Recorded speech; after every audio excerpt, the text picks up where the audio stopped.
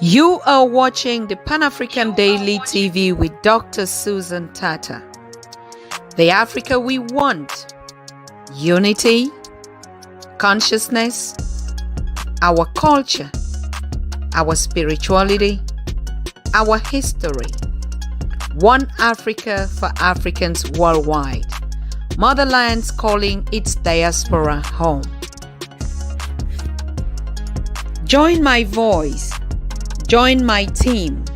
Join my campaign. Campaign 21 hashtag 1 million subscribers on the Pan-African Daily TV YouTube. Be a volunteer. Apply now. Be the new Africa.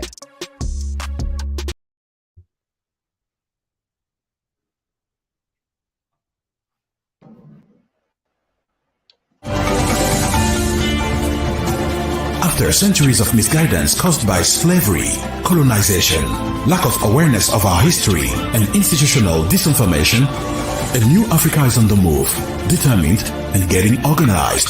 Afrika tuko pamoja. Welcome to the United Kingdoms of Great Africa. The United Kingdoms of Great Africa is the credo of the alliance movement of all African intelligences around a common ideal: the unity and development of a strong, conquering, and completely dedogmatized Africa through the channel of a strong organization called the Africa We Want Global.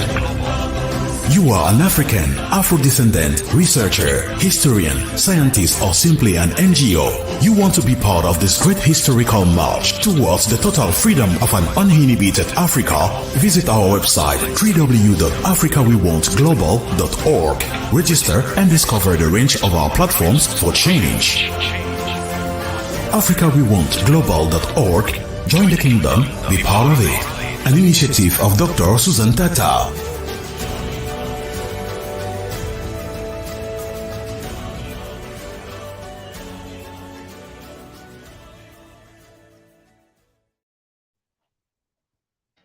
So good evening. Welcome once again to the Pan-African Daily TV this evening or this afternoon, wherever you're watching us. Today, like we said, every Tuesday, we're going to be talking about the unity of Africa and the reason why we as Africans should be aware of the fact that we are living in an opportunity time. Like we said, is some of us say it is time for Africa now, but it is an opportunity for us to unite.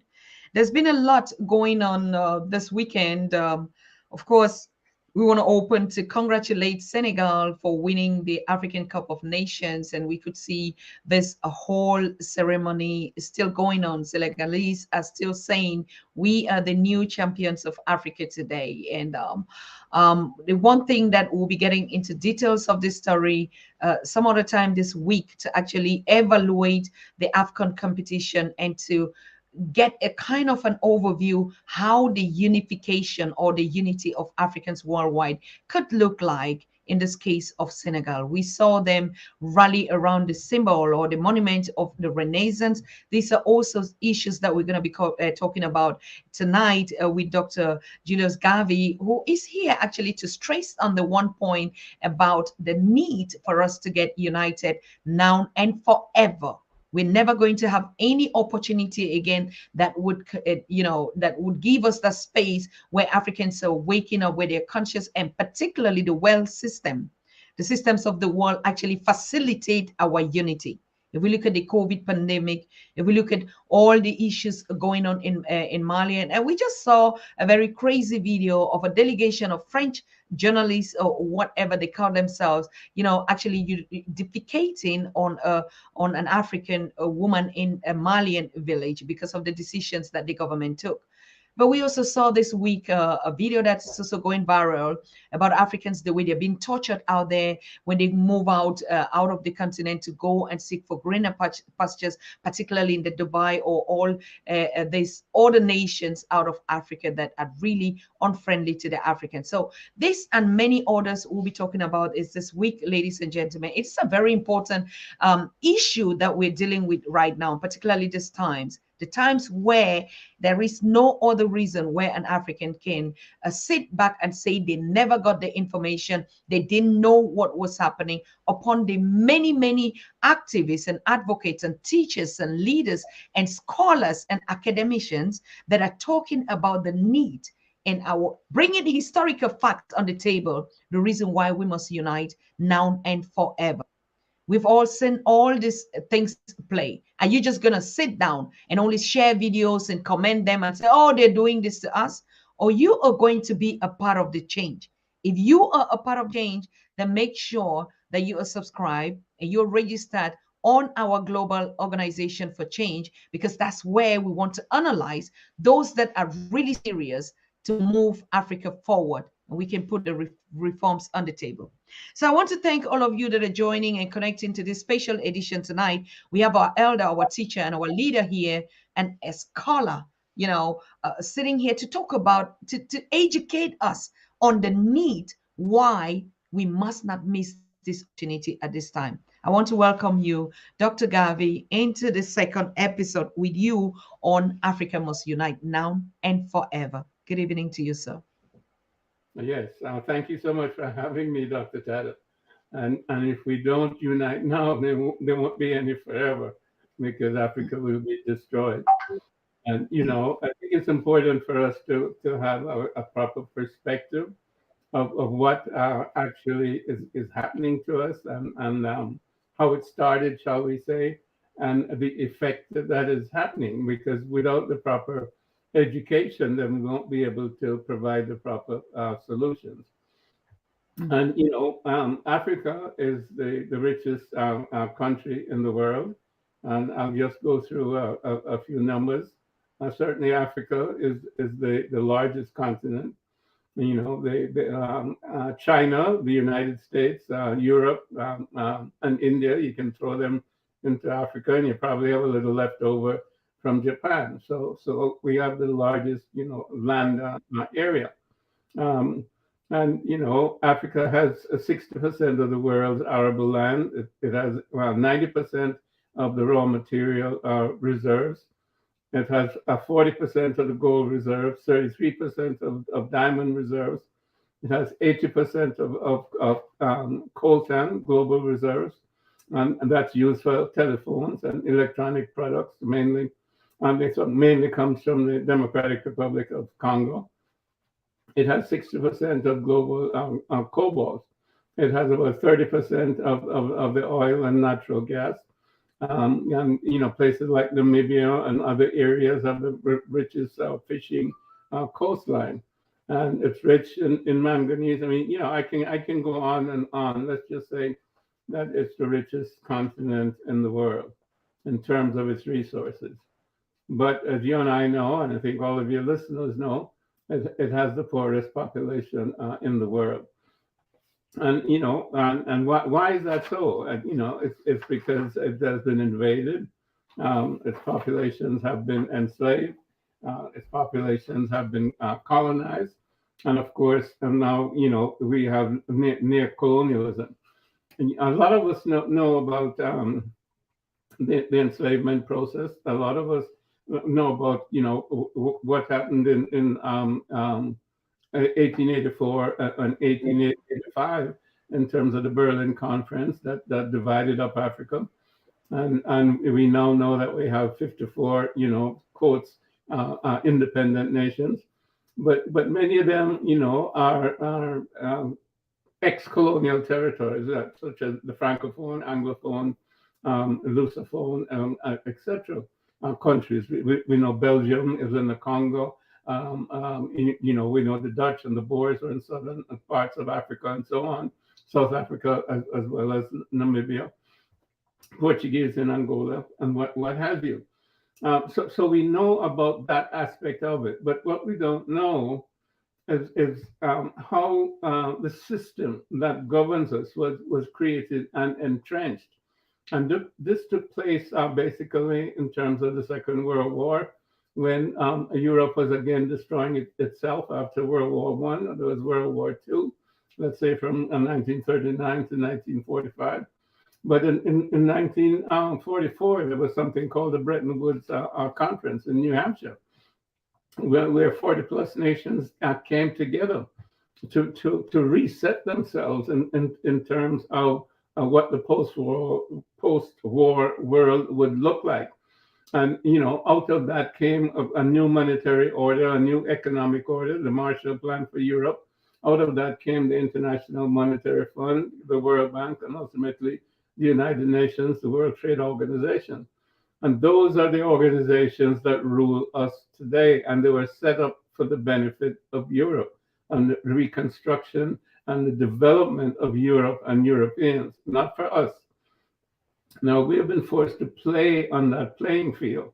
And that is the problem that we have, even though we are no longer colonies.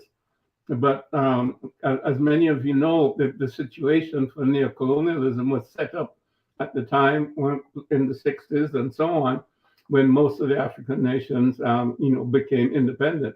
If you look at Nigeria, there's a lot of information about exactly what the British government did to sow the seeds of division in Nigeria by favoring the northern the Islamic north, which was less developed in terms of education and certainly in terms of its nationalism, whereas the south, and particularly the east, with Azikiwe and the Igbo, as well as in the southwest in terms of the Yoruba, they were more advanced. But the British rigged the election to give dominance to the northern part and the Islamization.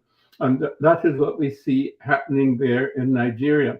The north is shall we say, oppressing the southern, part of the country. So it's unstable, even though it's the most populous African country, and possibly behind the Congo, the richest African country. So these things were put in place after World War II and also at the time of decolonization. And we'll see these sort of things playing out. Now, if we look, for example, at Britain, everybody would say, well, Britain is no longer, a colonial territory, and it's helping as large, UK aid programs and so on. But if you look at the companies listed on the London Stock Exchange, they control over $1 trillion worth of African resources in just 5 commodities: oil, gold, diamonds, coal, platinum. And you go on and on and on. 101 companies, most of them British, control $305 billion worth of platinum, $276 billion worth of oil, and we can go on again, coal and so on. So the scramble for Africa, has not ended. I'm not sure what's showing up on my screen there.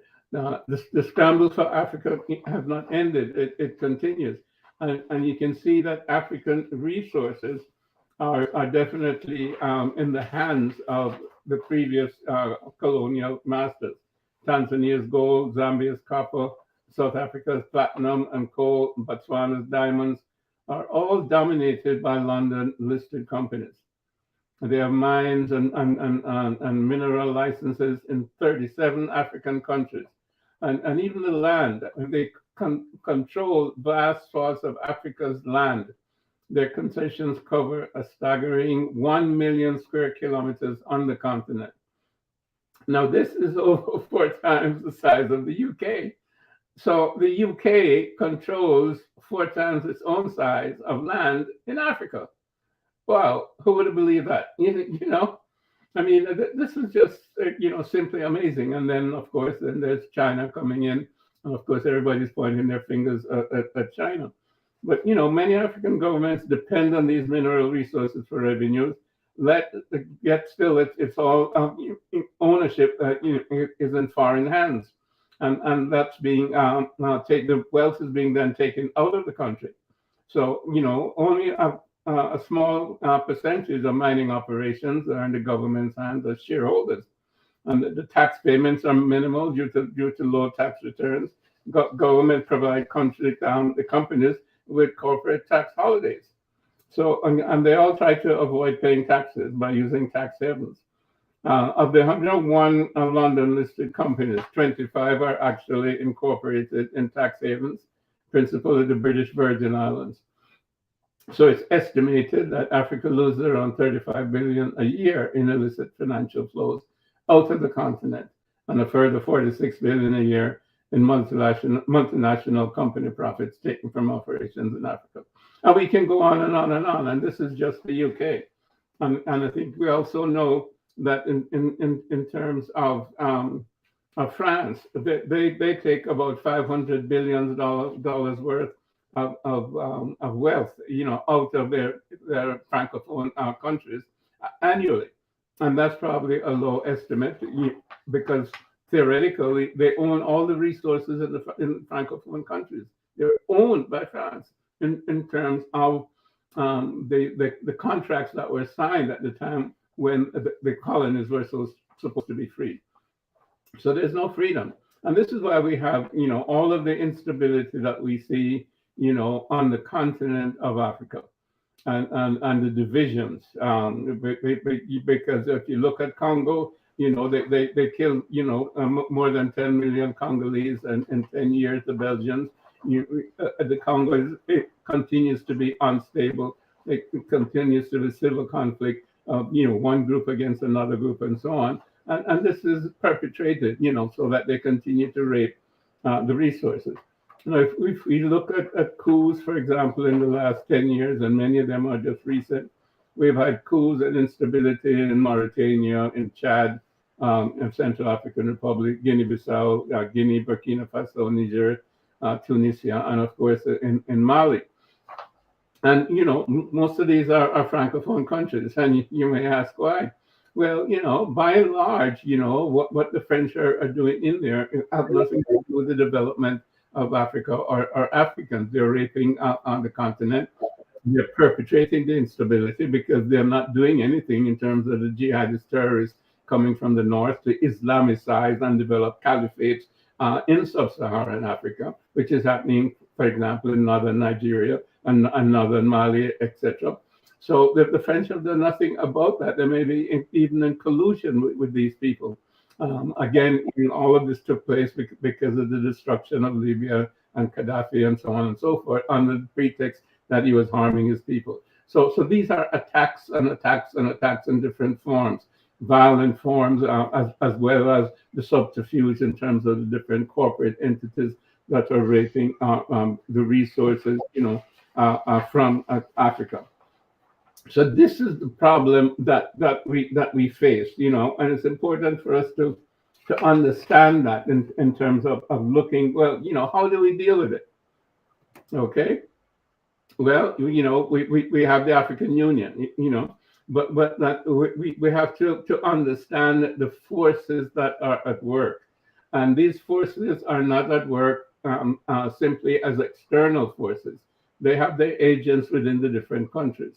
And they subsidize the coups so that their puppet leaders can be in power, and they help to destabilize the country and kill the opposition or demonize the opposition, etc., etc. So the reason for the continued instability and disunity in Africa is because Europe in particular, and the Americas as well, wants to continue to rape the resources of Africa. That is the prime reason. And that is why, obviously, we need to unify and not be just simply 54 separate countries. Or that is also why, the African Union has to become, a federal entity that is going to deal with it.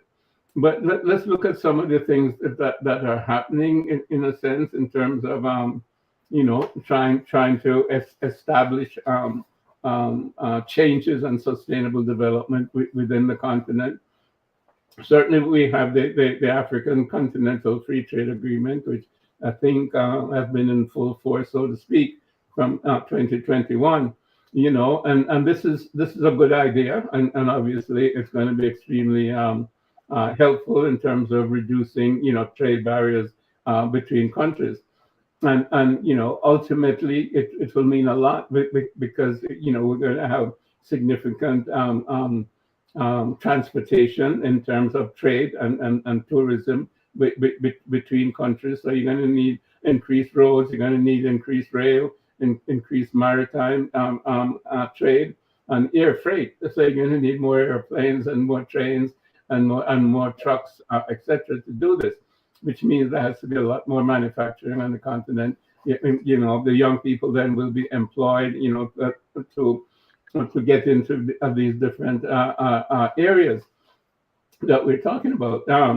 So those things are things that are hopeful in terms of what we need to look forward to. We need then to be investing in digital technologies, such as machine learning, blockchain, cloud computing, and so on and so forth, to increase the speed and the efficiency of the workload that we're talking about with the free trade area, as well as safety. So those things are of extreme importance. You also need a currency, a single currency, but things are happening in terms of, for example, the West African single currency. Ghana and Nigeria are now launching their own digital money. And the French tried to undermine the West African single currency with their own CFA modification and so on. So again, you have all of these outside, agencies trying to disrupt the unity taking place within the continent. So by and large, we need people who understand this and understand why there is this instability, and understand the fact that the rest of the world wants our resources. I don't want to say needs our resources. They want our resources, because when you say need, it means that they must have it. But no, they want our resources, but they're not paying the price for the resources. And we are not in charge of our own resources. And, as I outlined at the beginning, I mean, we are the world's richest continent. We have significant resources, particularly, undergirding the internet era and so on, and those different technologies, the coltan and all of those things that are needed in terms of cell phone, et cetera, et cetera.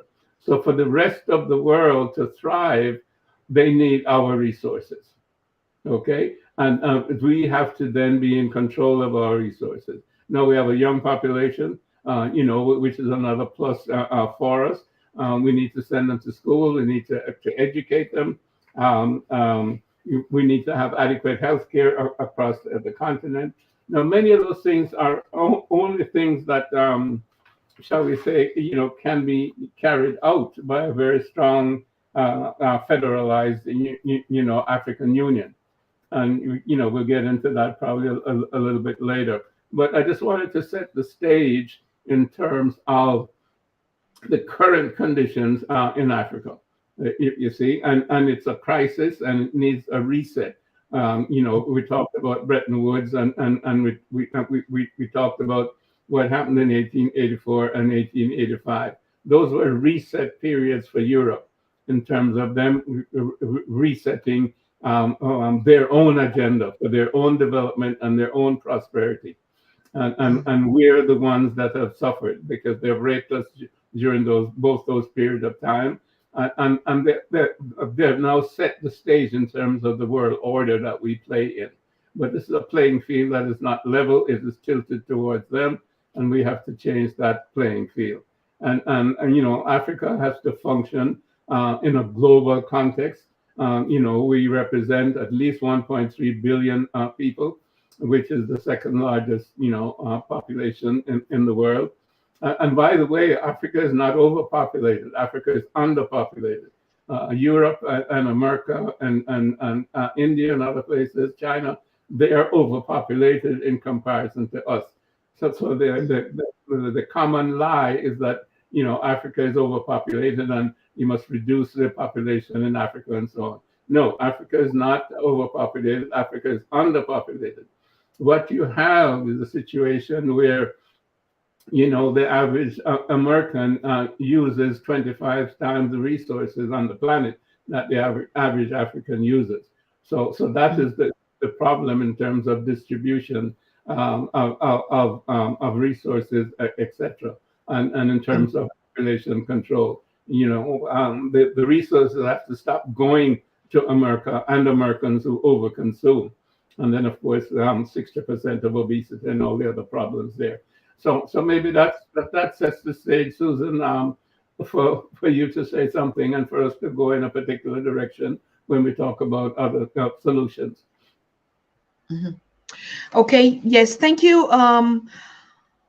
We have seen we have seen all this, and we, like, even in the chat you can see people saying those are discussions and conversations that we all know, and these are not incidents that are old. We see even the way how the world is becoming even more frustrated with Africans taking these kind of actions, like the viral video that we saw, the French delegation or journalists, actually defecating on a Malian woman. And this video has been going really, really viral, that even authorities and Africans are demanding not just respect but justice, and that these kind of individuals, their faces were on camera and everything, they have to be responsible for that act. But on the other side, we see that kind of frustration, a whole nation that say they are democratically correct and they have some values, and now when the Africans turn their back and demand respect for themselves, they go mad and crazy because they have no solution. That's a fact. So the idea is not just agitating when we see this action. The idea should be, where do we go from here? I mean, we've been talking about this thing, and I've been trying to put some solutions, practical solutions that I think we can start doing them. We can start doing them. For instance, Doc, is it impossible for us to hold a Berlin conference in 2022? Is it impossible? No, it's not impossible to hold, a conference, and conferences have been held. The problem is not so much with talking, but the problem is education of the people, and the problem is also leadership. I mean, we've talked about at least two of the solutions, which are major solutions, which is the single currency, for example, in the ECOWAS countries. I mean, that would facilitate trade significantly. That's a solution. We've talked about the free trade all across Africa. It's an enormous solution. It would increase industrial development and so on tremendously. It would provide a significant amount of work. So I don't think it's so much having conferences, but having the appropriate leadership, and having the appropriate structure for the leadership. If you want to have a conference, then we have to talk about a conference relative to the African Union, because I think the African Union needs to be, a fully, fledged central power, meaning, a federal or federated African Union, which represents the population of 1.3 billion, so that it can protect the interests and well-being of all the members at home and abroad. That's what you just talked about. I mean, if you have an African Union government, when something like that happens, they protest to wherever the other government is and withdraw their ambassadors and so on and so forth, and create punitive measures such as expelling the ambassadors from that particular country and stopping all of their corporate entities within that country. Those things would not happen. So you need a strong central government. You see, and again, it's not so much talking. And, we would have a tremendous, powerful position, in terms of trade agreements that we talked about, the World Trade Organization. They would say, look, we have our own trade barriers because we want to manufacture our own things, and we don't even have to trade with you. We can trade among ourselves because we have 1.3 billion people. So, all of those things are there and in a sense on the table. We need leadership to really, pick up those things. Look at the pandemic and healthcare. I mean, again, 1.3 billion Africans, and what do we manufacture anything in terms of a vaccine? What medicines do we manufacture? We're at the mercy of Pfizer or Moderna or whoever it is to come up with a vaccine, and then we just accept it. We don't even know the risk, and then they try it out on us to determine the risk. I mean, so this is infuriating, and we keep ourselves in that type of inferior position because we don't do the research and we don't do the work and we don't have the proper leadership. That's our problem. It's not so much having another conference. Actually, when I spoke about the Berlin Conference, like you said before, 1884, 85, it was a Mhm. reset of the continent. And I've been asking myself, yes, of course, the problem is the solution from the top, not from the bottom. And so a Berlin Conference, not just to talk, but to sit on the table in that very Berlin where 1884 conference was held and confront the situation. I mean, the European nation and the African nation. I don't see, just like you said, they have agents. So even if we blame the population for not producing, we saw when COVID started, Madagascar came up with COVID organics. What happened?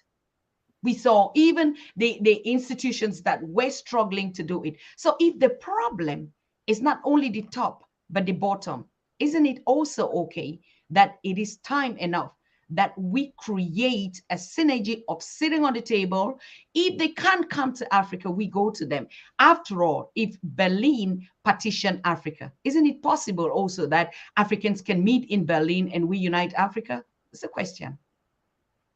Well, I wouldn't want to meet in Berlin to unite Africa. I would want to meet in Addis Ababa at the African Union to unite Africa.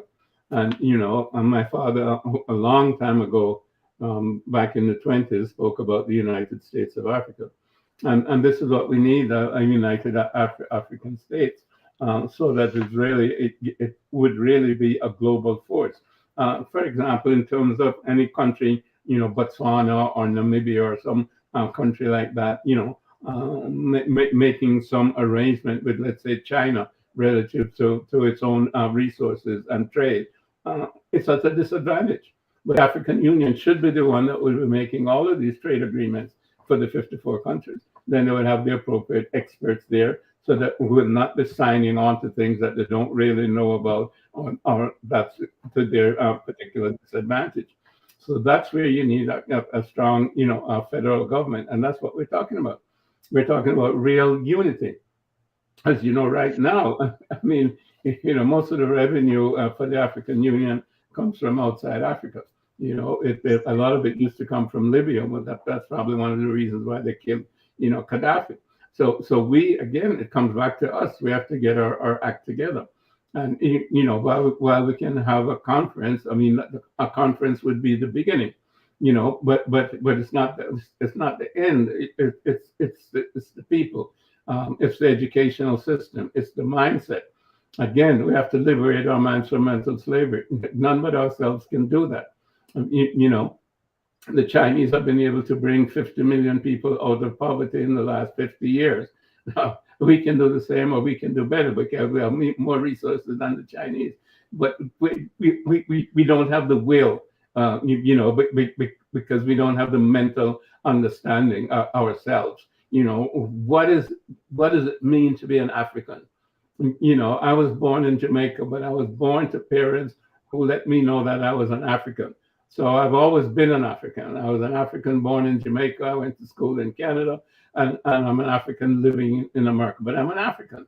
So I think like an African because I was educated in this way. Now, most Africans have been educated that they're Nigerians or they're Ghanaians or they're Botswanians or whatever, or they're Ethiopians or something. They're not educated that they're Africans. I was fortunate in terms of my parents; they were Pan-Africanists.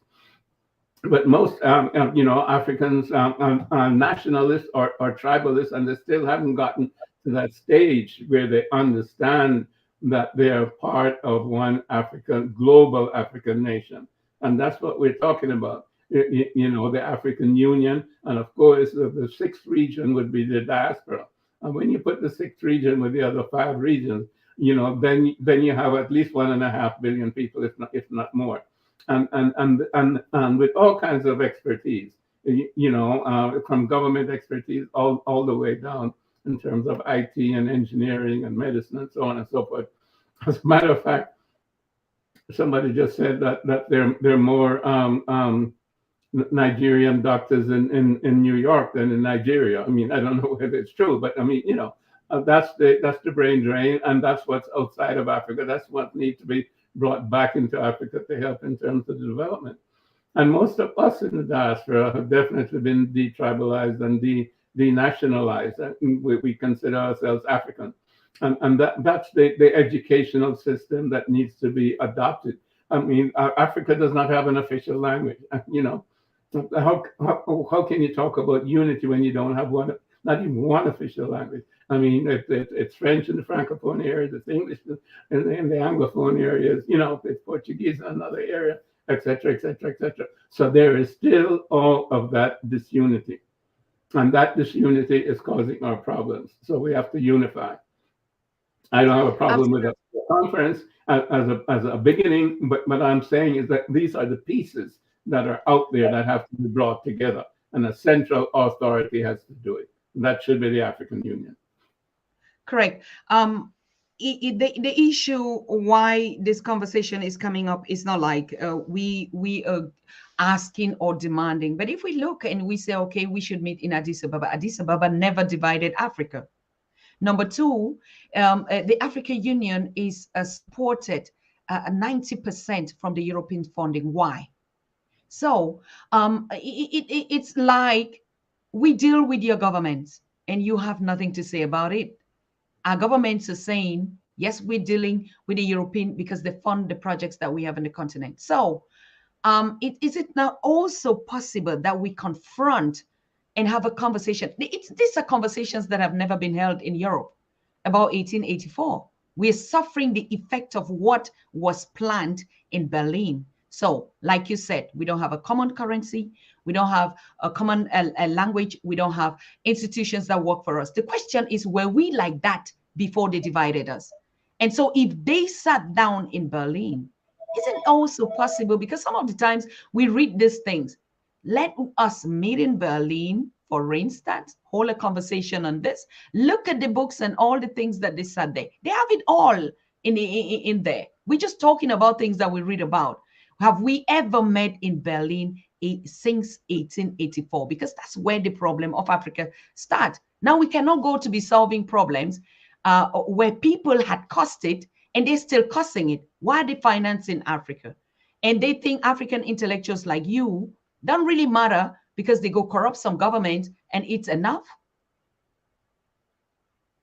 I'm not sure of the total perspective of your argument. I'm not sure whether you're arguing for reparations or not.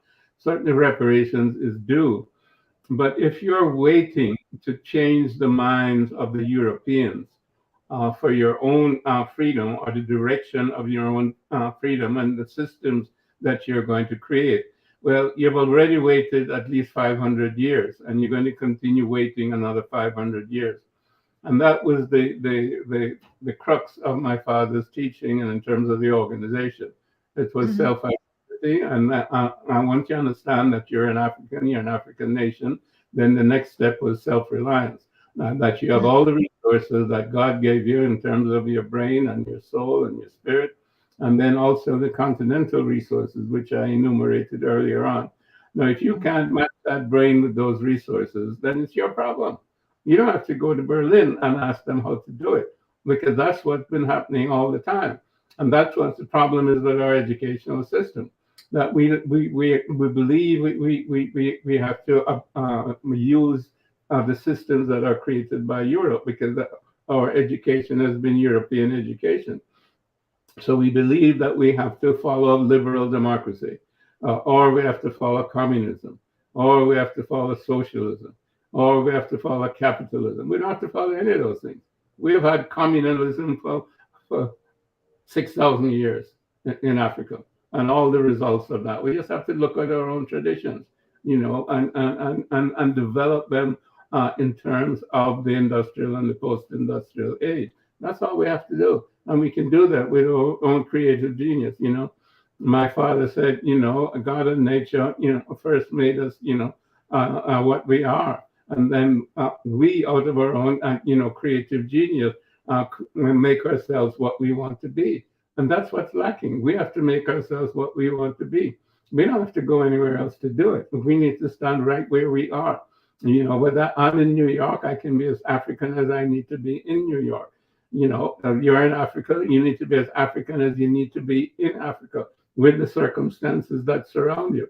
And again, you do not need the European roadmap, because the European roadmap is not only giving us, global warming and climate change, but it is giving us unsustainable, economic development, where the sustainable resources of the planet are being used up. Our water is being used up, and what's there is being polluted. Same thing with the air; it's being polluted. The food with the GMOs. So the map that they have in terms of going forward is a map that's leading to disaster. And we see it with the hurricanes, we see it with the tsunamis, we see it with the earthquake, we see it with all of these global viruses and other things that are coming up, because we are living in an unsustainable environment with an unsustainable plan to deal with that environment. And then we now are the last continent, so to speak, that have to get up and stand up for what we represent. And what we represent is humanity, and the original humanity that came to the planet. We have all the answers. Okay. First people that confronted the reality. I mean, there's just some kind of breaking ever since you come here. I mean, I think they already do know that, the master is in place, and there's some solutions that will be dropping down. So they keep, this thing has been acting up for the second time that you're here. But Doc, of course, these are reflections that we are not asking permission, but we're asking accountability and responsibility for, like we said, we're going to discover or revolutionize, unite ourselves, work together, build the Africa that we want, the Africa that we were before even today. That's a fact. But the idea was coming up from the community and all these conversations about, have we ever thought to confront this issue from also the point of sitting down to hold these institutions or these invincible hands accountable? Mhm. Yeah. So, There's nothing about that. I mean, there's a significant reparations movement in the United States and in the Caribbean. Several people. Sir Hilary Beckles, for example, at the University of the West Indies. I mean, he has been articulating that, and many other people in the Caribbean, as well as in the United States. And right now, there's a reparations bill going through the Congress of the United States that's being studied in terms of reparations for that 250 years of enslavement, et cetera, et cetera. So of course, people have to be held, accountable. So I'm totally in favor of that, And again, that gets back to an African, a system of justice, meaning that, if you commit a crime, then number one, you have to admit that you committed the crime. You can't keep avoiding it and not looking at it, but you have to admit that you have committed the crime.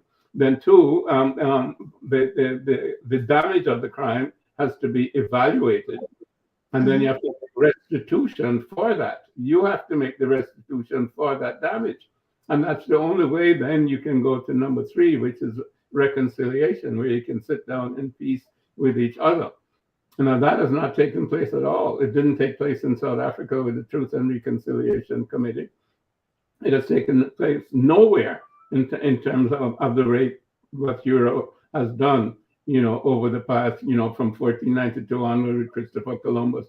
I mean, when he came and he said, "Oh, these people are so lovely. They'll give you anything you want. They'd make great slaves," and he set out then to enslave and exterminate the people and populate it with Europeans. So, of course, there has to be a reckoning. So that's not, that's nothing that I would be arguing against. But we also have to define, what we consider to be the reckoning in terms of the value that we put on that. And we can only do that from a position of our own strength. It's not begging. and it's not so much demanding. But if you want to deal with us, you see, you have to deal from that position of strength. For example, look at the Japanese with reparations. You know, in the United States of America, all Japanese American citizens were put into a kind of concentration camp. Okay, well, now Japan was the enemy, right, in terms of World War II. But after the end of World War II, the Japanese were given reparations. Okay, and I forget how much per family and blah blah blah blah blah blah. And then those who resisted the internment, they were pardoned for their offense. And, you know, so that happened because of the strength of the Japanese people, you know, and their representation of themselves on the global arena. So the Japanese were people to be reckoned with. Well, now, are we people to be reckoned with when our leaders can be bought and sold, you know, for $1 million, $5 million, $10 million, or whatever, or intimidated? Our problem is leadership. Our problem is mindset, and our problem definitely is not resources. But you know, we need to understand the situation, which I tried to do in that first half, and then show, you know, how we can move from that situation, which certain things are happening, but they need to be strengthened, you know, in terms of the free trade area, in terms of common currency, in terms of common language, something that President Abiy Ahmed mentioned the other day. We need our own media, a continental media house to tell our own story, you know, and that should be something that would resonate with you, and you should speak to that, because you know we get our news from CNN and Al Jazeera and Fox News and BBC and so on, and they tell the stories that they want to tell, and they distort our stories from their perspective. So we get a distorted view of who we are, and that's what we respond to, and that's where young people learn from. They're not learning from us, the elders, if you will, who have gone through it and know what it is like, you know, to be in the belly of the beast. So you know, those are things that we need to do institutionally on an African, a continental basis, and globally for us as African people. Absolutely. Very correct, Doc. Very correct. But you see, this is the point. This is the point, like you said, it's about leadership. It's about taking action, right? Now, it's suddenly they know that we need a continental a media, because we've been singing it every day on the Pan-African Daily. And when we launch it, and this is what we've been talking about. Now, this is another talk and not do anything. They know that we're here. They know that you're there. They know that all the intellects that they have is in the diaspora. They know it. But when is it time for Prime Minister Abiy and all the other leaders to say, let us sit on the table? If you already have started, it's because we've made a lot of noise about it. We need our own media. Now we're talking our own story. As if it's a kind of a competition, like you don't know which button, you already know that it's existing. So why don't you come to the table and say, diaspora, we've been hearing all, because we talk to them all the time. Exactly. We're speaking now, they're listening and they're watching you, right? So they know actually where the problem is. We know where our problem or our challenges are. What is it that stops us from taking that action? We're talking about a media.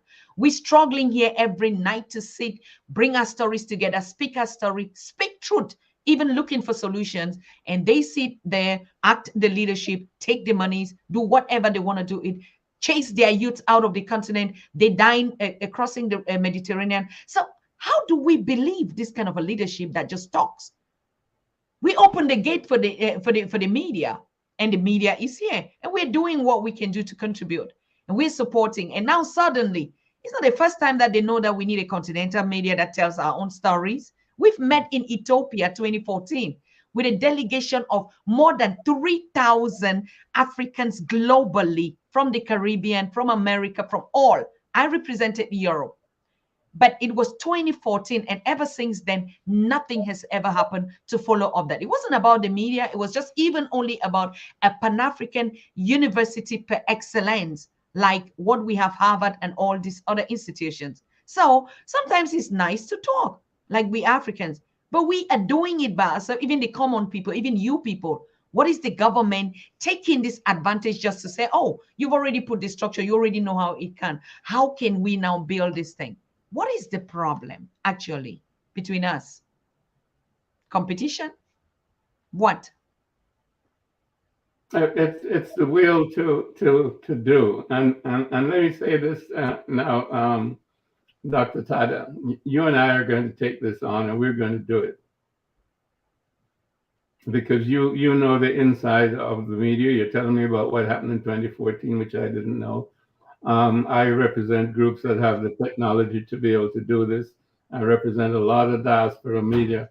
So let's get together and join our forces. So we will really have proper Pan-African media structure that can unite us, that can tell our own story, that we can put all of our content, our creative content on it, whether it's cultural or it's news or other types of information, whether it's sports. It was wonderful to see, the African Cup, the soccer football tournament. So many African people all over the world watched it, but they should be watching it on our networks and not on other Absolutely. networks, etc. That's how you monetize it, and that's where we need to go with our creative industries in terms of fashion, in terms of cinema, in terms of sports, in terms of music, etc., etc. Go ahead. I'm sorry. No, it's okay. Hey, sorry, it's your conversation. I just want to put my phone on charge because it's already losing it, and I'll be thrown out of the conversation in a while. Doc, I don't know if you watch. We will still do a special week on AFCON next week, to show the possibilities that unity is possible. Yeah. If you look at a country like Senegal, they've never won the African Nation Cup for more than 30 years. I think this is the first time. But if you look at the way they mobilize, we're taking a case study of Senegal. And I think the fact that Senegal won, it is not a coincidence of that they play well or because they were well prepared or whatever. I just think it's the spirit of the Renaissance, because not only that they rallied around this monument and they celebrated and they pour libations to the spirit of the African unity. Do you think it's a coincidence that the Renaissance and Senegal, for all we care, it's happening now, or it's really the opportunity that is now, and all our ancestors, all fingers are pointing to the fact that we must unite? It's not coincidence. It's a lot of hard work by a large number of people going way back. I forget the name of the Senegalese philosopher, etc., with his concept of negritude. But I did know, President Wade, very well in terms of Senegal. And I was there several times, and he invited us over, a large number of us, from the United States, etc., at the inauguration of the monument. I think it was 2011. And, some people were resisting that monument and so on. But, that was his vision, a monument for the unity of Africa. And of course, the symbol, you can't see me that way, but the hand with the child was reaching out to the West, and that was connecting Africa with its diaspora in the West. So it's very calculated on the part of President Wade. And Macky Sall was one of his acolytes, if you will, and he now is the president of Senegal. So there's been a long Pan-African spirit, of course. Cheikh Anta Diop, the great historian and anthropologist, etc., is out of Senegal. So there's a great intellectual tradition there, as well as Pan-African tradition. So it's not a mistake. It's not a coincidence. These are the seeds that were planted over time by individuals who have the right mindset, and it's bearing fruit at the present time. So we need more leaders like what Senegal has had. We need them in so many other African countries. Mm-hmm.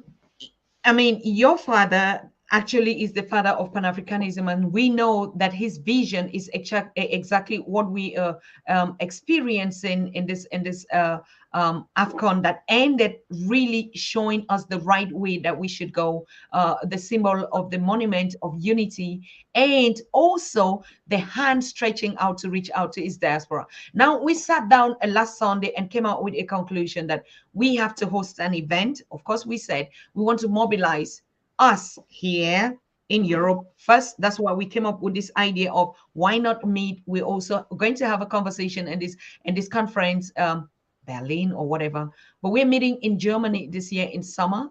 And then in December or January, because we're meeting with the ambassadors, African ambassadors, to talk about Senegal. But the idea actually is this time, this opportunity, if the whole world, the whole of Africa is now saying, oh, Senegal is the champion of Africa or West Africa, particularly with the challenges that we experiencing in West Africa, in Mali, in Burkina Faso, and all these uprisings and the resistance against France, as a former colonial master out there. That's why it's very, very important, and it's so refreshing when you say, yes, this is really hard work. How much work do we need to do again if the diaspora now, not only for AFCON, but also pay a visit and we sit down and celebrate this unity, particularly at this time? Well, it takes hard work for everybody, and any chain is only as strong as its weakest link. And the whole purpose of life, is to manifest your best self. We have Yes. all, been given the full equipment, shall we say, and to carry out a particular purpose, by Mm. our Creator. This is very much an African perspective. This is very much my perspective. I think it was my father's perspective. He felt that he was here to carry out a particular perspective, which is what was to elevate African people at the time when they were at their lowest in terms of post-slavery, etc. So, it's my belief. I think it's our belief as African people that we're spiritual beings and that we each came here with a purpose, and we also have the full equipment to carry out that purpose. So we need to determine what our purpose is and then carry forward that purpose to the best of our ability. That's the only way we're going to find meaning in life, is when we fulfill our purpose. So for me at this present time, it's trying to carry forward my father's legacy. For you at the present time, it's probably to try to create an African media house or whatever, but each of us has to play our role in terms of the purpose that we have found for ourselves in terms of the environmental circumstances that we're in, whether we're in the diaspora or we're on the continent, we're in Europe or wherever. So each of us has to work at that to make it happen. It's not one person, it's not one charismatic leader, because that's what happens when it's on the shoulders of one leader, then they kill the leader and then the movement dies. No, it has to be all of us. So we have to be educated and we have to understand our purpose and we have to fulfill that purpose. Absolute. Um, Something was very refreshing when we looked also and tried to analyze the continent from before and now, and we saw that there's really a tremendous, what can I say, in a positive direction. It was really really unusual to talk about the continent in terms of technology, in terms of industrialization, in terms of even digitalization, right? They would always refer to India and all those experts. Mm. But if we look at the paradigm shift is actually tilting through Africa. That's why you talked about this scramble of Africa again. But this Yeah. time, Africans, you hear, or entrepreneurship, particularly for women, and this kind of setup. I can bet you 5 years ago, nothing was being said about this. The Africa that we know was being talked about in terms of donor, particularly in the European setup here. And Germany, of course, always pioneering as the number one for aid donor on the continent. And but in a kind of paradigm shift. So would you say COVID actually worked also in a great favor for us? I'm sorry, the last part of what you said was scrambled. I didn't hear it. Could you No, repeat? I said that is even the more purpose that we are talking about the scramble again because of the attention to the continent, isn't it? Oh, yes, it's definitely a new scramble for Africa, and that's why I said right at the top that if we don't unite now, it's not now or never.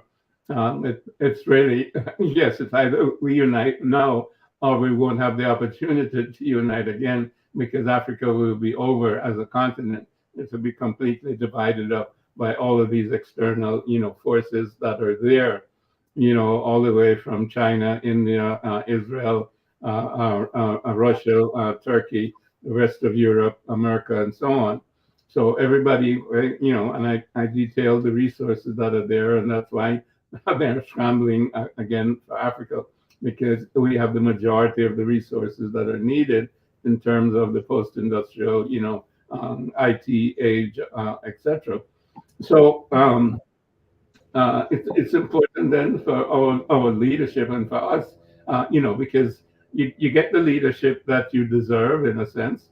So that's why it's important, and that's why I would come on your show to talk, because I realize what you're trying to do to spread a word to help to educate ourselves and each other in terms of talking about our problems. Because when we talk about our problems, then we try to find solutions. And when we try to find solutions, then we try to come together and we try to unify to bring about the changes that are needed in order to change the situation and make things better.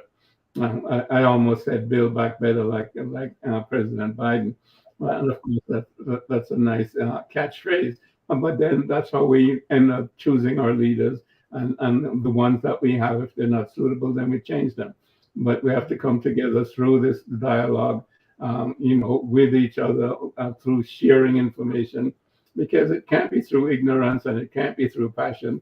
It has to be, through proper education in terms of facts and reasoning in terms of intellect, and then choosing the right pathway, dispassionately, and then carrying it forward with commitment.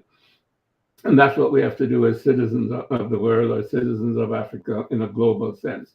So I appreciate very much, being on your show and so on, and having this opportunity to share whatever in terms of that process.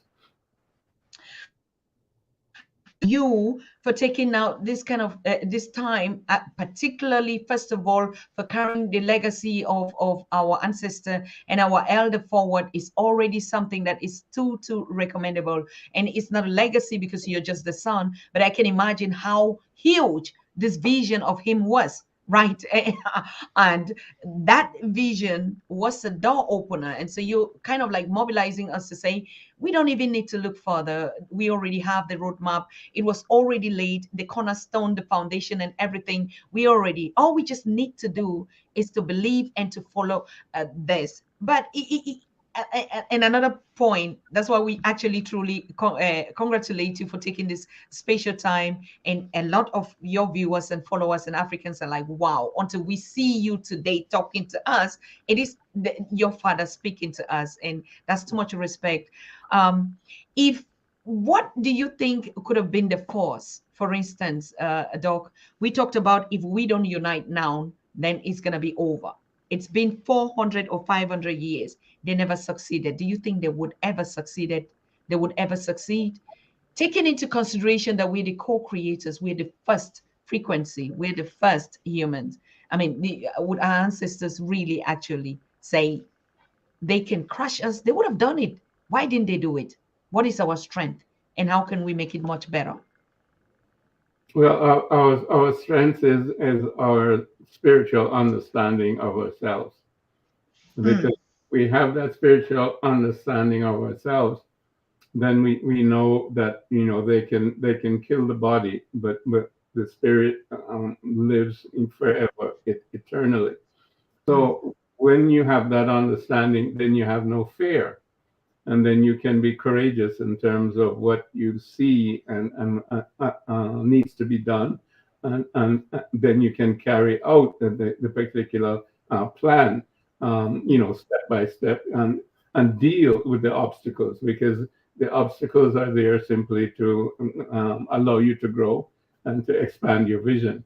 There would be no point in living if everything was just smooth sailing, because that's the way animals are. They have a built-in system, so that they have no choice, and it's just eat and sleep and whatever else, defecate if you want. But we have choice, and that's the beauty of who we are in terms of our intellect. We have choice in terms of behavior, but then our behavior has to be appropriately guided by a spiritual essence, not just the mind, because the spirit guides the mind and the mind guides the body and so on. So, my point is that um, spirit will triumph over time. The problem is that evil, part of its portfolio is to kill others. But good doesn't kill. Good tries to transform others in terms of their behavior, etc., etc. And this is why I'm not that keen on these conferences, whether it's in Berlin or otherwise at this point in time. I think we have to center ourselves in our spiritual essence, and then develop from there the systems that we need to utilize to develop our population with the magnificent resources that we have. If we're centered spiritually, and then you can also bring the ancestors into that, because if we're centered spiritually, then the ancestors can guide us, if you will. Certainly the source will guide us, because that's what's manifesting. That's what creation is all about, and creativity is all about, is a manifestation of divinity or source over time, with all the different forms that we see, the different trees, the different plants, the different animals, and different human beings, and so on. It's all creativity manifesting. So creativity will continue to manifest. The thing is that it may not necessarily be in a human form if evil triumphs. So that's why good people have to get together. But we have to understand that that's our commonality. And we have to understand that we have to give it our all. That, the physical existence is not necessarily the most important thing. The most important thing is understanding our spiritual essence. And that this is, one of many trips, shall we say, in and out of this particular existence. And there are other existences, and we don't have to be afraid of dying. But what we need to be afraid of is not manifesting the fullness of a spirit and what we came here to manifest, so that we don't, when our physical end comes, and we say, oh my God, I wish I had done so and so, and I wish I had done that, and so on and so forth. Could have done that. But we need to live so that we have no regrets in terms of our ability to function, not just for ourselves, but also for the rest of humanity, meaning, our community, our nation, and humanity as a whole. So that's our challenge. Our challenge now is to bring the new paradigm, which is African humanism, which is the old paradigm before it was subverted by scientific materialism of the Europeans. We need to bring that back center stage. That's our challenge. Correct. And I have a last question. This one is it's also a last question on the list in the meeting that we had, that we like, okay, for instance, it won't change. The old system or the old Africa would not change. Is it possible that we have an alternative Africa? I mean, in a sense, like, we are kind of like simultaneous a couple of issues. Like, if we look at the patchwork countries in Europe, you have a country with 1 million people. You have even some less. And so it is also possible that there could still be another Africa. I'm asking a question. It's not saying it. An alternative Africa where every other Africa that is not comfortable with this other system could relocate there. And so what is it? We had also this conversation with Mapoga Joshua, where he said, yes, they can also give us another land, and us that are not comfortable or are refugees, we take care of them and we relocate and have another country in Africa that is really for those that, don't fit into this other system, like the other European nations that break up into pieces and form their own nations and then work together? Is that crazy enough? Yeah, I think it's absolutely crazy in terms of geopolitical reality. Another Africa would be totally insignificant, just like 54 or 55 African countries are currently Already on the significant. global stage.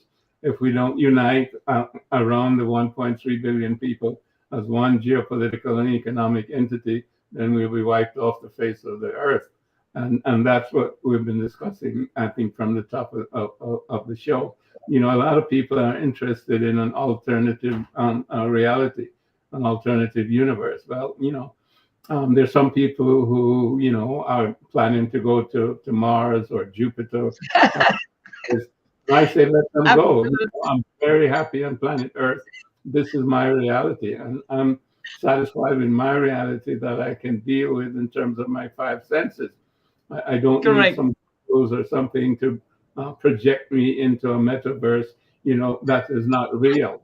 That's taking away from who you are, and to me, it's an alternate reality that people are trying to sucker you into so they can steal your current reality, which is planet Earth with all of its riches. And Mm. that's what you were given, by source, not this other nonsense that's caught up in the crazy minds of stupid people that they're trying to get you to be involved in and making money out of it. That's absolute total nonsense. Absolutely. I mean, that was just a joke anyway, to chill down some of the pressure. Like, all these crazy ideas actually don't yield anything, particularly to us as a family and a united people, and people that actually cannot even survive without the other. We're a race which we're dependent on each other for survival also. And so that's why the unit and the idea of family is very essential to our development as a people. So it is very, very impossible that this Africa that was broken, that we're even struggling, and everyone contributing to make sure that we get this idea, like the monument of the family idea again, connect the diaspora to the continent. We try to begin to mind our business to see how we can do to develop ourselves and our people, and then talk less of us breaking again. That would be a pain in the neck. So it was just like I said, something for us to chill and relax also, and think about some crazy stuff that people do a whole out there. um Doctor, what is the legacy now? What steps actually do you think we have to follow in the Doctor in Garvey's foundation? What are some actions? Are they projects that you're going on in terms of, or you are proceeding, like you're talking already about the need for education and stuff like that? I know that the UNAI is really picked up, and they are everywhere in Ethiopia and most of the countries. Like, what is it that you think that we should actually be focusing the young people too? Because we can't create anything new. We don't need to create anything new. What I'm doing is also a continuation of what your father did, started by the newspaper and the news, because he actually understood the essence of how we can get our own story to connect ourselves and our daily realities. So, is there anything new that we should do? Nothing, isn't it?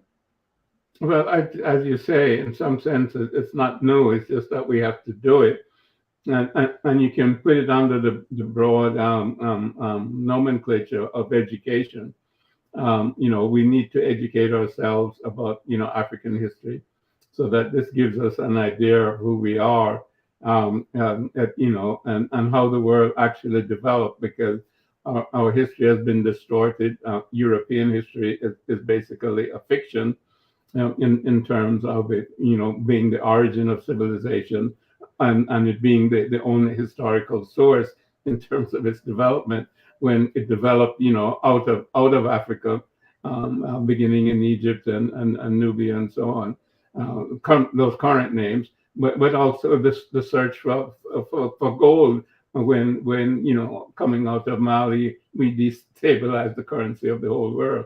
So Europeans went looking for gold, They weren't trying to go around Africa to try to find spices in the East or anything like that. It was central to their development at that time to find out where the gold was coming from and then to deal with the gold and to trade in the gold and so on and so forth. So that's just a snapshot in terms of a re-education of who we are as a people and our centrality to the history of the world. You know, a world history is really African history, not European history.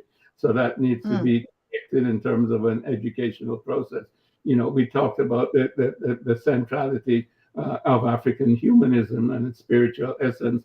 That needs to be taught to our young people. And we need to develop this methodology of communication. Like, for example, you know, my father in that period of time in the 1920s had his newspaper, The Negro World. And of course, he traveled a lot, you know, in the United States and in the Caribbean and in Europe. But the Negro World had, you know, a distribution of 75,000 contributors, you know, weekly. It was the largest, you know, Negro weekly in the world. And he was able to then mobilize upwards of 6 million people as his followers, you know, across, 40 countries. Now we have all of this, you know, technology, you know, the YouTube, the internet, you know, and the IT.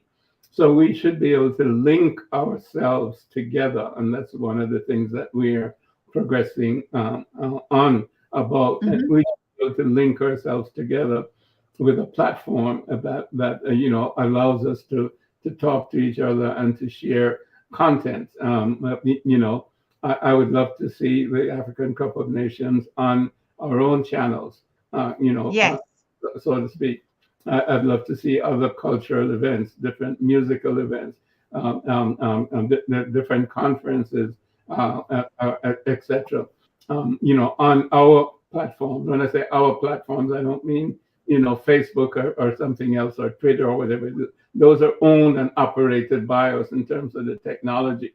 Now, we have started on that in terms of Garvey TV and its media platform, and we're looking to link up with others and so on to create that, you know, ecosystem where it talk to each other. It's our own universe. You know, I'm tired of living in the universe that is dictated by Eurocentricity, because I see the all of the faults and the negativities and the propaganda and the unreality of it. I really want to see an African metaverse, if you will, you know, based on those traditional values that deal with absolute reality and can approach relative reality from the absolute perspective.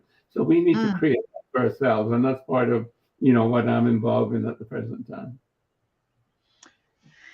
Beautiful. Now we all know we can't even be talking our stories in a strange house, just like we know about the song of Rivers of Babylon by our brother, a Jamaican brother, who said, we can sing a song, you know, the Lord's song in a strange land.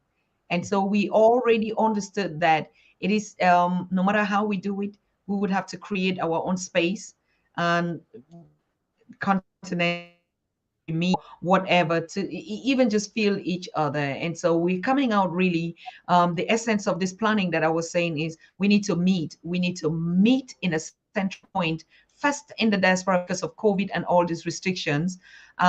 We have a lot of Africans that are already at work in the UK. We have a lot in France, which is even closer. I think half of France is just Africa, to be honest with you. France is Africa anyway.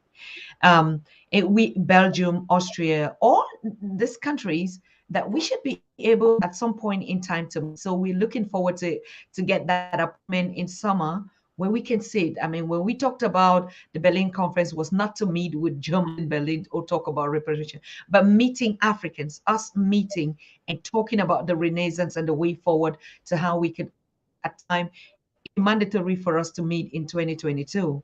The world is also opening.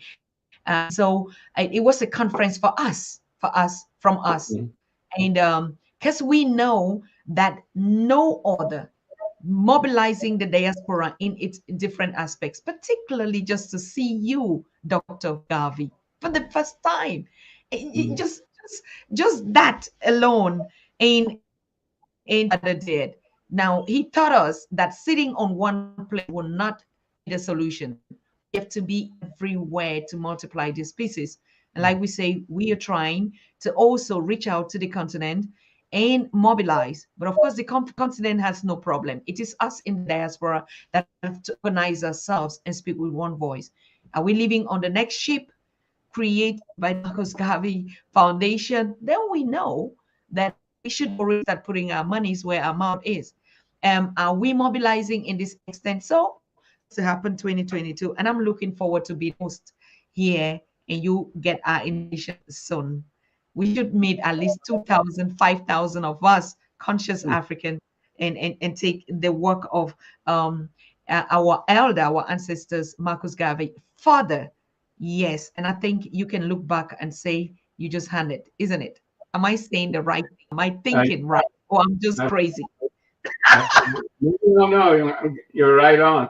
One of the things that I'm involved with at the present time is to reclaim, my father's good name in the United States, because this is the only place where he is recognized as a criminal because of the false charges. Pretty much almost 100 years ago, he was imprisoned here in the United States. So we have a petition drive going now to President Biden to exonerate my father, because we have all the legal evidence, etc., that showed that it was a political trial and it was unjust with no evidence at all. And it helped to destroy the Black Star Line, which is the shipping company, of the UNIA. It helped to destroy the UNIA. And of course, it led to his deportation from the country and slowing down of the Pan-African movement all over the world. Right.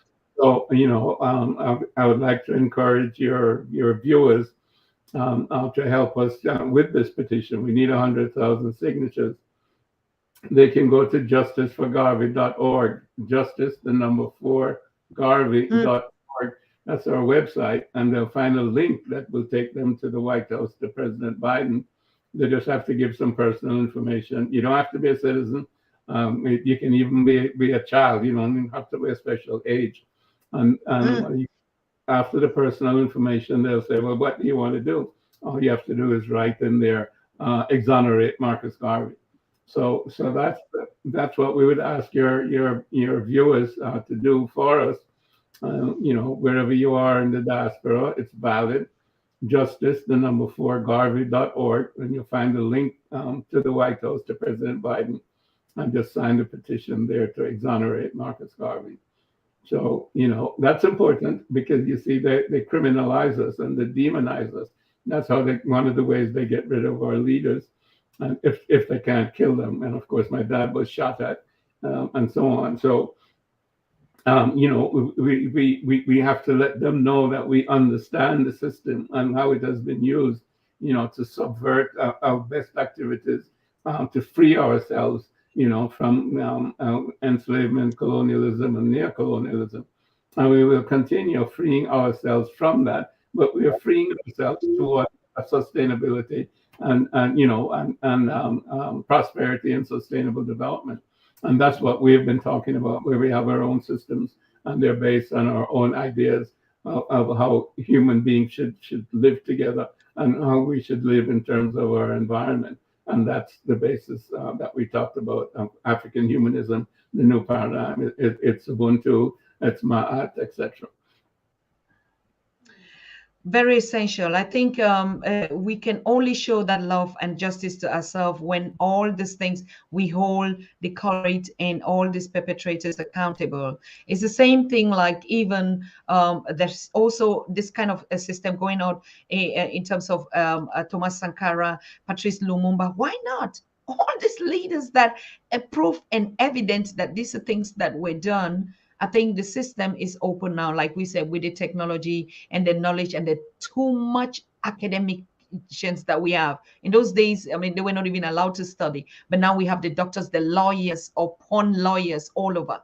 So if they take one petition after the other, and they have to start it from him, of course, to be able to know that we're fighting this united. But I think that's one of the points that we can show really action about our unity.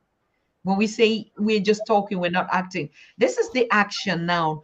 Go to www.justice4, the four number, justice4garvey.org, or .com, .org, right? Org.org. Yes, .org. And please make sure we sign this petition, and we're going to share it in our networks, just like the upcoming conference that is coming up in Egypt, 2022, 25th to 26th. We just sent also the link in our chat. For those that have not registered, make sure you register and you share this conversation. I mean, these are two major actions that, if I mean, three events. If we meet in Germany, the diaspora, and we signed a petition for justice for Marcus Garvey, and we draft this other conference, stream it live, that is coming up in Egypt in February, and others will just follow. So it's not going to be like we just meet here and talk, but it's an event that we have to take action and follow it up and make sure that it works. So the action is not misplaced, isn't it? Correct. So wow, thank you so much. It's an honor as usual, and like I said, you're the champion. You're having enough energy. As we can see, you grow even younger, fresher, particularly if you know that I'm really putting these things on. And so it's still not going to be a problem. I don't want to invite you next Tuesday for these conversations, because the Unity Day is a Tuesday. But of course, if there would be need that you say, after all, I'm not doing anything, we can continue the conversation. That will be fine. If not, we're going to get somebody sitting for your place. We give you at least 2 weeks, but we still gonna get you again before the end of February. What about that? Is that Okay, fair? that sounds good. The end of February will be very good.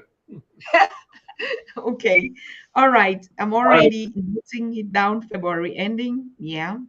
right. Thank you so very much. What is the last word? What is it that you say you want to leave us with it today? Sign petition, sign petition, sign petition. Yes. You're And right. Justiceforgarvey.org. Go there and sign the petition, and get your friends to, get your organizations, get your kids. There's no age limit, so long as they can go on a computer, they can do it. So, anybody can. You don't have to be a citizen of the United States or anything like that. So we need as oh, many as possible. The minimum is 100,000, but we need 500,000. We need 1 million, whatever. The more, the merrier. all right. But the conditions is that you have to be a citizen of the United States to sign the petition, because it's going to Biden, isn't it? It's going to Biden, but you don't have to be a citizen. Ah, okay. All right. Okay. Just for proper understanding. So we can sign everywhere. Yes. Beautiful. So thank you so much, Elder. I mean, it's been a pleasure. Greetings to the family behind at home. And we are going to see you again February ending, the last Tuesday. I'm still going to share that information here. And it's always a pleasure. Take your break, relax, and make don't just take your eyes off us, because sometimes we can agree in front of you, but we would also I share a take my feedback eyes how off the you. things are going. But I can't take my eyes off you. Don't worry. We still need our parents with a whip. You know how you did it these days. Sometimes we're not grown, and like Africans, we never grow out of our parents' house anyway. So we still need that backup for you to pull our ears and give us the. All right. So thank you again once more. Blessings and more blessings to you and your household, and we keep in touch until we meet again next Thank you time. so much for having me. Bye. Thank you so much. So good night. Yeah.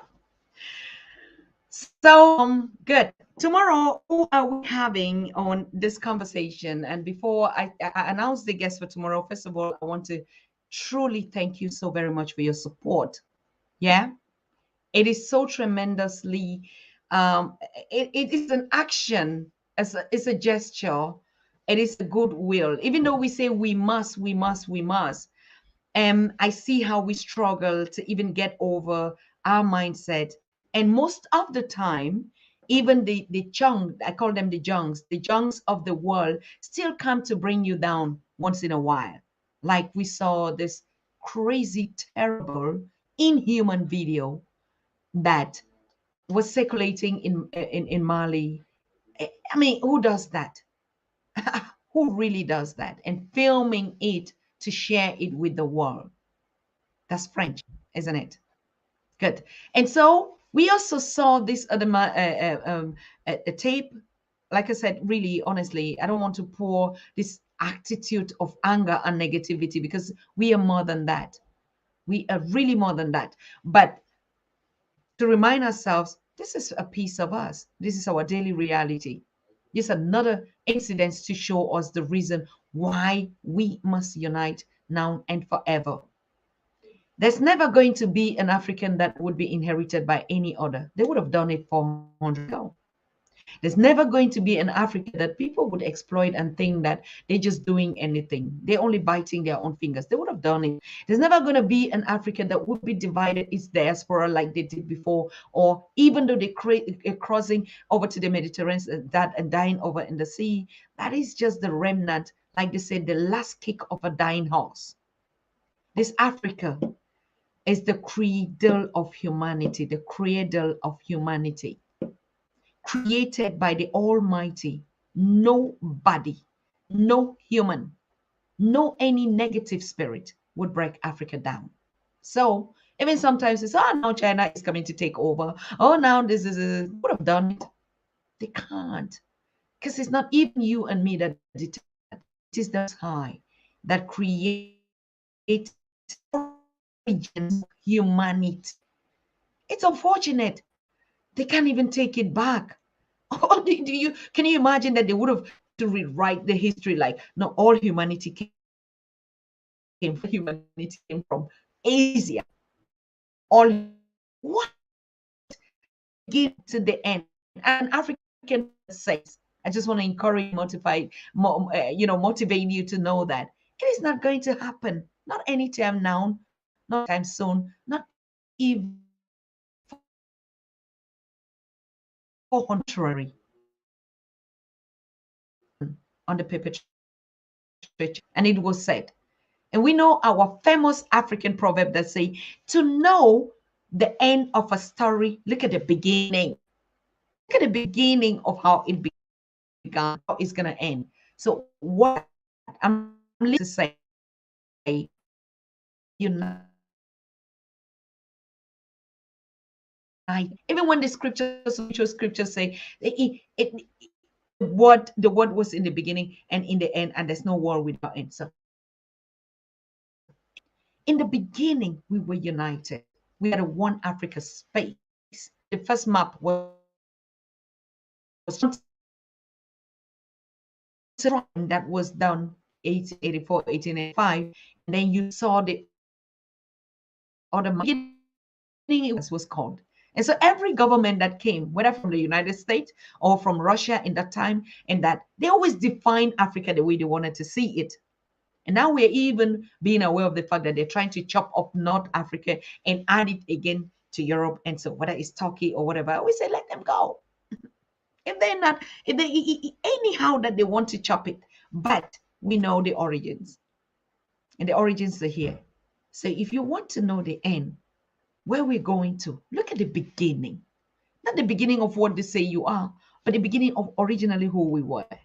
It will be a pleasure. Like I said, I'm inviting you in Germany, summer 2022. We have to sit together and meet ourselves. We thought of, about other destinations, but actually Germany, because I am hosting and I take responsibility for that hosting. Okay. Yes. And of course, because it's the middle point, it is the closest to Africa in the middle of the world, uniting us from the Caribbean and other. It is this Europe. That's why it was easy for them to meet in Europe. It was easy to move to Africa through Europe because we're closest, isn't it? So a one step. So we're meeting this year, summer in Germany, and in Senegal, we're meeting in December or January. We have to go at the foot of the monument of unity and pledge this commitment and go into that library that Dr. Leonard Jeffries has been telling us, everything is under there.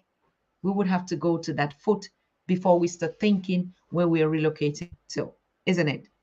Good. Fine. Thank you so much. Tomorrow, who are we going to have? I told you already about our son from Brazil. For the first time, we've never really had, a representative from Brazil. And we're going to have Alexandra Keto. Alexandra Keto, like I said, has monument, painting with his visuals all around mirrors, the wall, painting Mother Africa. He is so essential in our history. Some people don't talk, they just do it. And Alexander don't talk. He just did it. He's been in Tübingen, in Germany, to visit me twice, thrice on my projects, on the festival that we were doing here, and had to design Mother Africa. And he already also prophesied before COVID that a new Africa is coming and Mother Africa is pregnant. And you know who the Mother Africa was?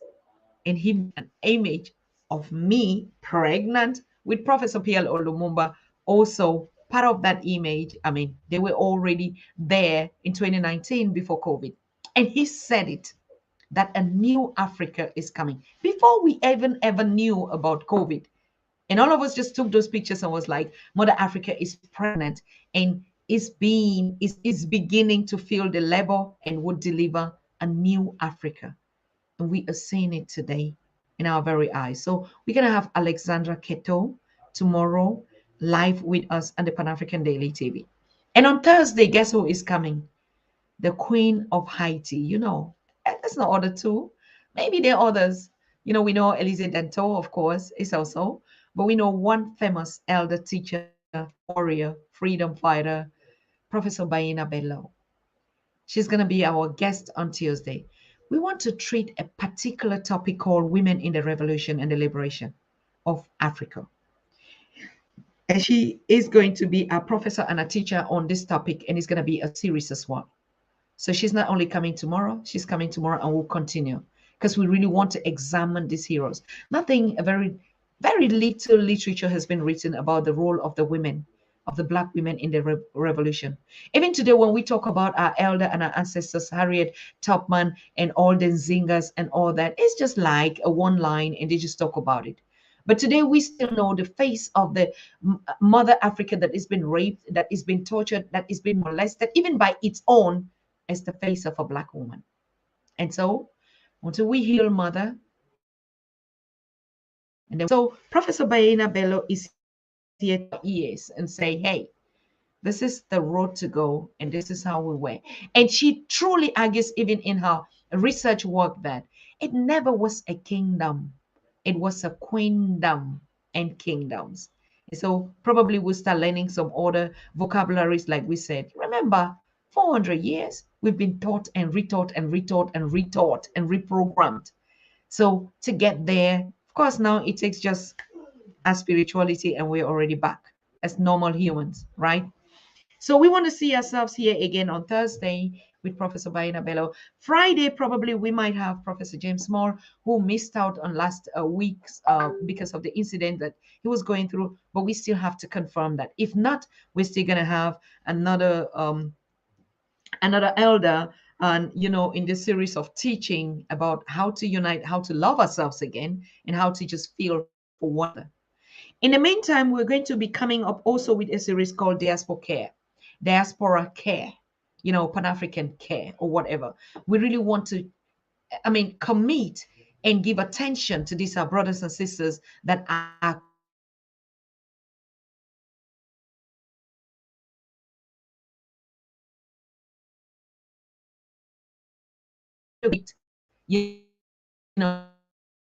really talking about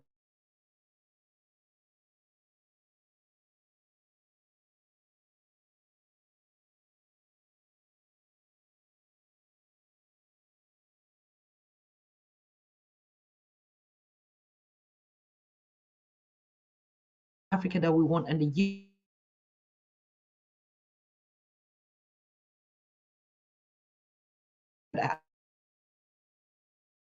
so we already saw that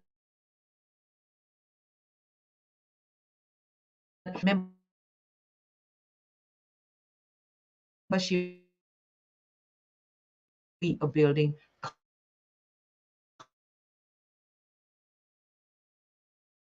different roles in our unity and our one Africa for Africans worldwide.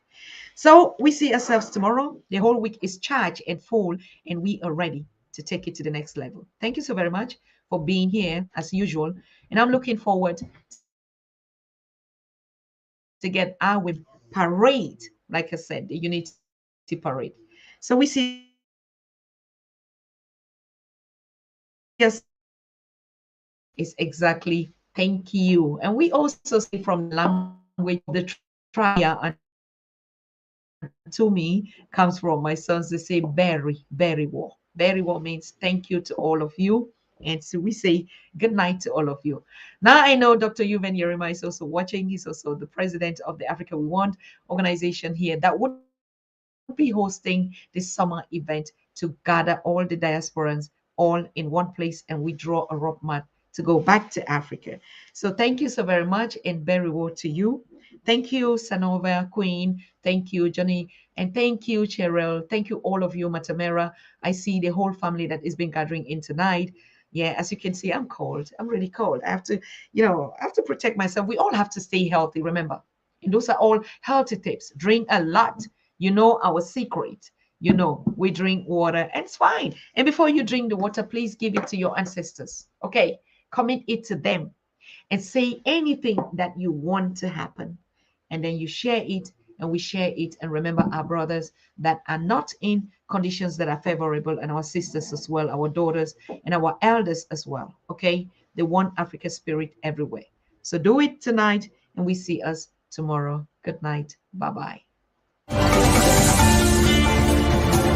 After centuries of misguidance caused by slavery, colonization, lack of awareness of our history, and institutional disinformation, a new Africa is on the move, determined and getting organized. Afrika tuko pamoja. Welcome to the United Kingdoms of Great Africa. The United Kingdoms of Great Africa is the credo of the alliance movement of all African intelligences around a common ideal, the unity and development of a strong, conquering, and completely dedogmatized Africa through the channel of a strong organization called the Africa We Want Global. You are an African, Afro-descendant, researcher, historian, scientist, or simply an NGO. You want to be part of this great historical march towards the total freedom of an uninhibited Africa? Visit our website www.africawewantglobal.org. Register and discover the range of our platforms for change. AfricaWeWantGlobal.org. Join the kingdom, be part of it. An initiative of Dr. Susan Tata.